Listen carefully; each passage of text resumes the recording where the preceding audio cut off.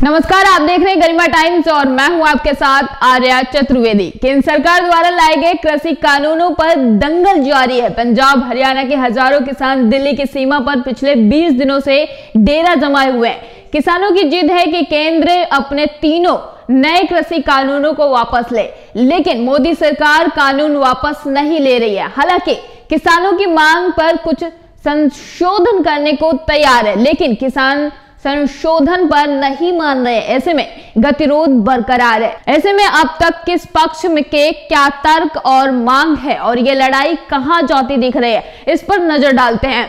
केंद्र ने जो 3 कृषि कानूनों को पास किया, उसके बाद से पंजाब में किसानों का आंदोलन शुरू हो गया था।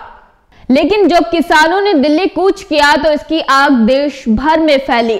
अब 20 दिनों से अधिक हो गया है जब किसान दिल्ली की सीमाओं पर डटे हुए हैं। किसानों का कहना है कि तीनों कानूनों को वापस होना चाहिए। किसान संगठनों ने तर्क दिया कि किसानों की ओर से कभी भी ऐसे कानूनों की मांग की ही नहीं गई थी, तो सरकार इन्हें वापस क्यों नहीं ले लेती। नए कृषि कानूनों से एमएसपी मंडी सिस्टम खत्म होगा। कॉन्ट्रैक्ट फार्मिंग से किसान सीधे कंपनी के टच में होगा, लेकिन कुछ गड़बड़ी होने पर कोई जवाबदेही नहीं होगी। ऐसे ही कई गलतियां गिनाकर किसानों ने केंद्र के तीनों कृषि कानूनों को खारिज किया है और अपने आंदोलन को जारी रखा है। अब तक किसान अपने आंदोलन के तहत देशव्यापी बंद बुला चुके हैं, उपवास रख चुके हैं, टोल नाकों को मुक्त करा चुके हैं। लेकिन बीजेपी के नेताओं की घेराबंदी का भी ऐलान हुआ था और कृषि कानूनों की वापसी तक इन पर अड़े रहने की भी बात सामने आ रही है। कोरोना काल में लाए गए कानूनों के बीच सरकार को उम्मीद नहीं होगी कि इतना विरोध झेलना होगा। 3 कृषि कानूनों को मोदी सरकार ने ऐतिहासिक करार दिया और किसानों के जीवन में बदलाव लाने की बात कही, लेकिन किसान इन बातों से मेल नहीं खा रहे। लगातार हो रहे विरोध के बाद केंद्र ने अपने किसानों से बात करने और कानून में कुछ बदलाव करने का भी प्रयास किया था।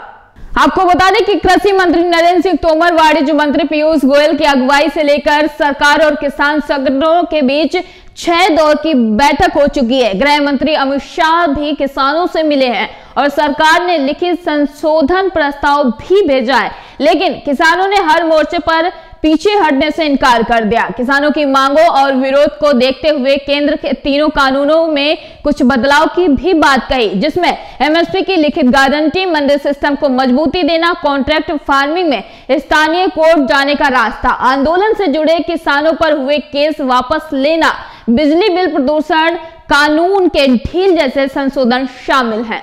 गौरतलब है कि सरकार ने इनके अलावा अन्य मुद्दों पर बातचीत का रास्ता खुला रखने की बात कही है। साथ ही सरकार ने इरादे स्पष्ट किए हैं कि कानून वापस नहीं होंगे। सरकार और किसानों के बीच अब तक जो वाद विवाद चल रहा है, उससे यह आंदोलन अधर में लटका हुआ दिख रहा है, क्योंकि दोनों ही पक्ष अपने मुद्दों पर अड़े हैं और कोई भी पीछे हटता नहीं दिख रहा है। एक वक्त जब सरकार ने संशोधनों की बात कही तो कुछ बात बनती नजर आई, लेकिन किसानों ने उन्हें नकार दिया।